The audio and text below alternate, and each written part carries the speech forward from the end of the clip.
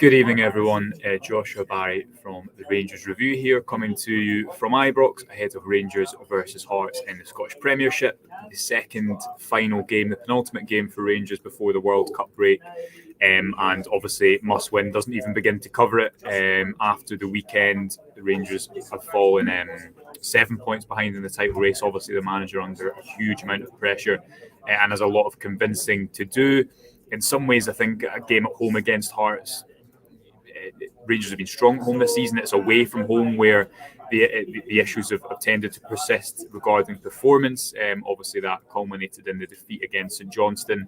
Nonetheless, obviously, it goes without saying that he needs a performance as well as he needs a result. And we've been saying that he needs performances and results. Both of that went out the window at the weekend. Imperative for Rangers season that they don't fall any further behind, because you do feel that one more slip could just be terminal in their league hopes this season, with, as I say, them already 7 points behind. There's a number of injuries, but that's the same for the visitors, Hearts, who Rangers beat 4-0 just over a month ago, and it'll be interesting to see how opposition manager Robbie Neilson approaches the game tonight. Will he be aggressive, as he tends to be when he plays Rangers, and try to go for it a bit, or will he maybe sit in and seek to frustrate, given that, going off of Van Bronckhorst's comments following the game against Aberdeen recently, it seems to suit Rangers more when they have that space to play into. So I will read you out the team, starting with Rangers, who go with Alan McGregor in goals. Just one change, I should say, from the game against St Johnstone. The back four of James Tavernier, Leon King, Ben Davies and Borna Barisic at left back. Unchanged midfield three as well, John Lundstrom and Malik Tillman to play ahead of James Sands at the base of midfield, and then a front three of Ravi Matondo, the solitary change from that game in Perth. He replaces Fashion Sakala, who obviously limped off with an injury. It doesn't look like a serious one, but it keeps him out of the entire squad tonight. Ryan Kent continues on the left, and Antonio Cholak, who missed out on the Croatia World Cup squad, through the middle. The bench reads John McLaughlin, Stephen Davis, Glenn Kamara, Alfredo Morelos, Scott Wright, Charlie McCann, Scott Arfield, Adam Devine and John Yefeko. Yefeko was on the bench as well at the weekend. He is, from the B team, a young player, young defender, left-footed defender, I think. So that was the Rangers bench. Not a huge amount to work with if you're the manager trying to make changes. Equally, is one change enough after what happened at the weekend? I guess we will wait and see. Hearts go with Craig Gordon, Michael Smith, Lawrence Shankland, Nathaniel Atkinson, Cammy Devlin, Kai Rowles, Andy Halliday, Alex Cochrane, Toby Sibic, Josh Ginnelly and Robert Snodgrass. So Shankland, who's had a decent goal return since coming back to Scottish football, will obviously start through the middle. Andy Halliday's also had a pretty decent goal return for Hearts. Recently scored twice at the weekend in their win against Motherwell. I guess Robert Snodgrass as well is another kind of headline name for there. He, I think, made his first or second Hearts appearance against Rangers in that 4-0 defeat, which was obviously skewed somewhat by the dismissal of Cammy Devlin, who plays in midfield tonight as well. Their bench: Ross Stewart, Xander Clark, Alan Forrest, Barry Mackay, Lewis Nielsen, Ewan Henderson, Connor Smith and Finlay Pollock, and their other midfielder, who's called Orestes Keogh. So that is the Hearts team. As I say, I think it'll be interesting. We'll see within the first 10 minutes how the Hearts aim to approach this game. If you're Giovanni Van Bronckhorst, I think you hope that they play with aggression, because it will give Rangers that space to play into. It won't require them to maybe set the tempo as much in the game. If they do choose to sit in, I think it could be a slightly longer night for Rangers off the back of the weekend. I think the squad obviously look fragile at the moment. I don't think anyone would really disagree with that. And the weekend game against St Mirren for me is, I think, the game where you'll learn a lot about what the future is in this approach, because they need to. They cannot drop any more points. Van Bronckhorst spoke about the fact that there was a 6-point swing last season. I think that was a great line, given it was Rangers that lost the 6 points in the league. But yeah, goes without saying. I feel like we've been here for kind of a number of games now that Rangers can't have anything, but they have done. They need a performance tonight. It'll be interesting to see what the atmosphere is, regardless, because I think there's so much frustration after the weekend. Right, let's go through some of these comments ahead of the game tonight. Sean says thinks it's going to be 2-1 to Rangers. And he also says, what time does the programme start on Rangers TV? I don't know, Sean, but I presume it would be about 7 o'clock, 7:15 at the latest. Alan says, hope Gio can turn it around starting tonight. Yes, it's very important that the manager gets the result, I think, for his own fortunes. He knows he's up against it. He said this week he knows he doesn't live in a basement. He knows what the reaction has been like, and Rangers have been booed off a number of times in recent weeks, and justifiably so, because they've been very poor. I think the difficulty he faces tonight is, 2 weeks ago against Aberdeen, Rangers put in their best performance of the season, scored 4 goals, created enough to score more than that.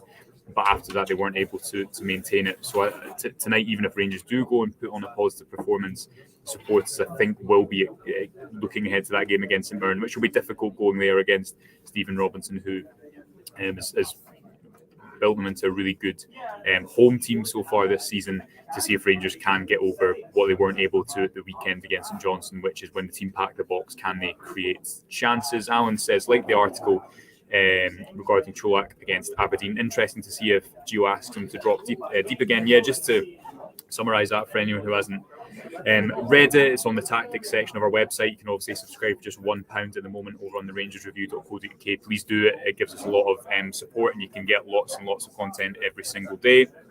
Cholak has averaged, I think it was 13 passes per 90 before that game against Aberdeen. And against Aberdeen, he made 30. And what that shows is, he's making over 3 times the number of average passes that he had. He was far more involved. He was dropping deep, creating space, but he was able to do that because Aberdeen were high. They went man for man. They were aggressive. There was space to play into. Tonight, will it be that same type of game? Will Hearts go man for man?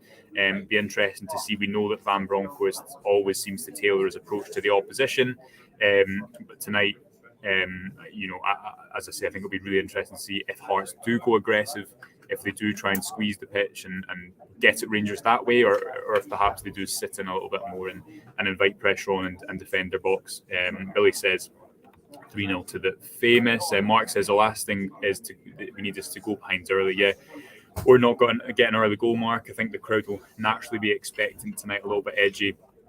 And if Hearts were to go ahead, Rangers have conceded the first goal, I think, is it the last 5 games, maybe, stretching all the way back to Livingston and Napoli. So it's not out with the realms of possibility that does happen. Obviously, against Livingston, it was after 4 minutes. I thought the players looked. The first goal they conceded for me was a classic goal of when a team is not playing with confidence. They make those silly types of mistakes. Cannot have obviously any of that tonight. We'll just get through a few more of these comments. Blair says we usually beat Hearts convincingly. Yeah, obviously Rangers last season beat Hearts 5-0 on their second visit to Ibrox, which was one of the better performances of the Giovanni Van Bronckhorst era, 4-0 earlier in the season. I think that comes into the fact that when Hearts are a team that like to have a bit of a go and leave space and be aggressive within context. I don't think ultra aggressive, but compared to other teams who will just be a bit deeper and pack the box more. If I think that would suit Rangers more tonight. If that is the case, it definitely suits them more than I think going away to a side where they have to break them down tonight, because this is a type of game that could get the crowds up, whatnot, could be a little bit more end-to-end than some other matches and some other opponents that will come to Ibrox. William says subscribe to the channel. Yet couldn't agree more with that, William. Let's just get through a couple more. John Dewey says, I would like to see GVB play Matondo on the left wing and Kent on the right tonight. Yeah, I wouldn't be opposed to switching it up, John. I don't think Matondo's looked all that comfortable on the right wing. Kent, obviously, his form has been a big talking point this season. Could he play in a bit of a more central role with Tavernier higher? It's not improbable, as it's always hard to predict exactly what a Van Bronckhorst team will do, because there is, so many alterations within the system. But recently you've seen Tavernier play a little bit more central next to the single defensive midfielder at the base of midfield, with Lundstrom higher, with Tillman higher.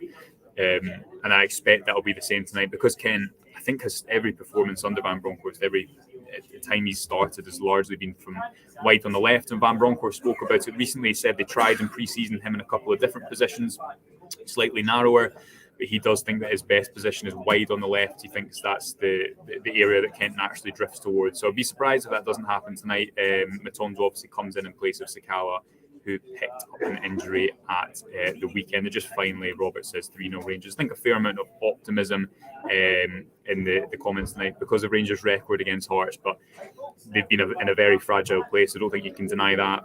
this was the run that was supposed to, I think, allow them to keep pace before the Old Firm at the start of next year. They've managed to drop points against Livingston and St Johnstone already. I think, as I say, against Hearts is just to drop even more points would be pretty terminal for the rest of their season, given they're already 7 points behind heading into this. We'll leave it there just now, folks. We're going to be live, obviously, after the game, and tomorrow morning we'll have loads of content over on the website as well. So do subscribe to our YouTube channel, subscribe to our website as well. You can subscribe just £1 for 2 months at the moment, and that supports all the work we do. Until then, enjoy the game, whether you're watching it at Ibrox or elsewhere, and we'll speak to you at full time.